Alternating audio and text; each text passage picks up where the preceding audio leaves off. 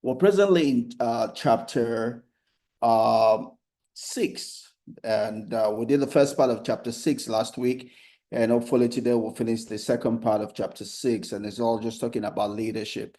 The whole book is about Rasmus visiting some places which are known for high performance. Brazil, high performance in soccer, Russia, high performance in lawn tennis, South Korea, high performance in golf, Ethiopia, Kenya, high performance in long distance running, and being able to find out what it is that marks these people out. And this chapter pretty much it's looking at the philosophy of the people that are the leaders in those places. What was it about them that marked those places out for high performance? High performance measured by, the number of Olympic medals they got, number of people in the top ranking in those different fields, in golf, in lawn tennis, in soccer. So what was it about the people that led in those gold mines, those places that made a difference? That's what we're pretty much looking at in this chapter. It's titled The Godfathers, that the leaders, the icons in those places. What was it about their philosophy, way of doing things that marked them out? Pretty much their leadership styles, as it were, in those places. I'm going to do a quick run of what we did last week, then we'll take it up from there. All right, I'm sure those of you on YouTube, on my blogging site, you can see my slides here. I pretty much gone to where we supposed to start today. But since I wanted to run through what we did last week so as to link it here, let me just do a quick run through. And the quote pretty much that runs through this whole chapter is one by Paul Evans. It's organizational behavior professor, and he says effectiveness is inherently paradoxical, right? Effectiveness is the ability to use various elements which are sometimes seemingly opposing to one another, to bring out the best effect in anything that we're doing. Effectiveness is not a one-way traffic. It's been able to use a little of this and a little of that to get the whole. It's that place where the Bible says one will put to flight 1,000, but two will put to flight 10,000. You know, in the Chinese philosophy, it's called the yin and the yang. Two seemingly opposing principles that, when used together, complement, supplement, enforce, reinforce one another. And Paul Evans says, they could look paradoxical, but is to be effective, a leader must possess the attributes that are contradictory, even mutually exclusive, but yet being able to make them work by using them in the right amount, in the right way, in the right circumstance to the right persons. That's how you get effectiveness. It's not a one-way traffic. That's why a lot of people are not effective. That's why a lot of people, don't break through in their area of life, because they don't think.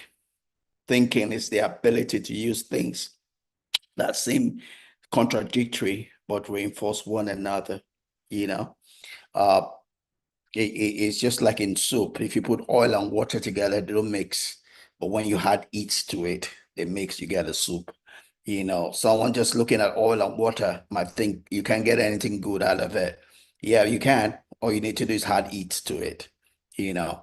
But let's quickly run through the other things we looked at last week. So pretty much looked at what the dog into what it meant, to be paradoxical from a leadership standpoint. We said it's the ability to be able to build close relationship, but yet be able to keep a suitable distance.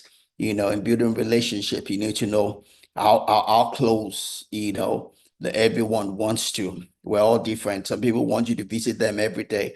Some people want you to visit them 2 times, and depending on who the person is and the kind of relationship you have, you need to be measured. You have to be measured in everything you do. Otherwise, it becomes too much. A good thing can be evil spoken of if it's done the wrong way or in a greater amount than it should be done. you know as a child, I was chasing after a relationship that I felt like going there to see my friend every day, and no wonder it didn't work, because I was just moving by the emotions that I had, But then, yeah, no matter how much a relationship was going to be, no matter how much I felt, there's a place where you need to know when to give distance and when to give closeness. You need to know what is too much and what is too small, and that's where your brain needs to come there. That's the importance of the brain. You don't just do things because you feel like. You have to reason it out. You have to think it out, and you have to consider the other person, right? That's important. Leaders lead from the front, yet they hold themselves in the background. You don't want to be in front, when to be at the back. You are situational. You have what you call situational awareness.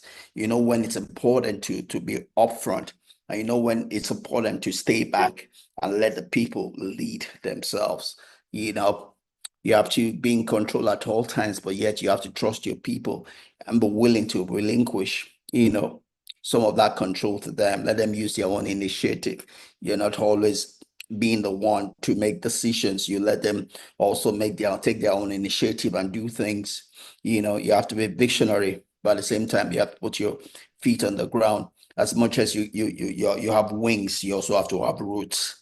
You know when to fly, but you also know that you don't want to fly such that you lose control. You want to be solid on the ground as well. You know, you build consensus when there's a time to build consensus, and when that consensus is not taking the team where the team needs to go, you know where to put your foot on the ground, even though it might not be the popular decision.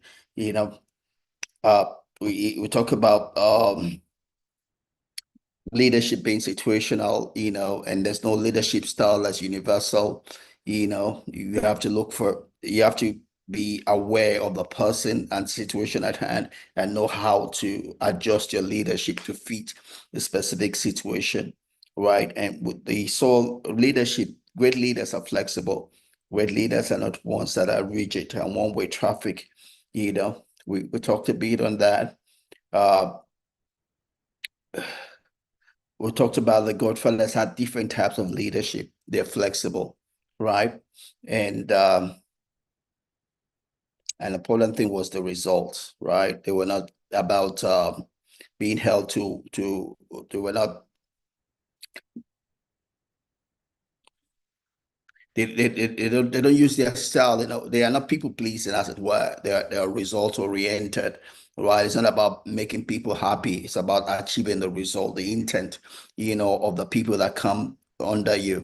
And they also know that leadership is relational, right? It's a business of human nature. So you have to respect the emotions of people. At the same time, you don't want those emotions to sidetrack you from what you are how to do, right?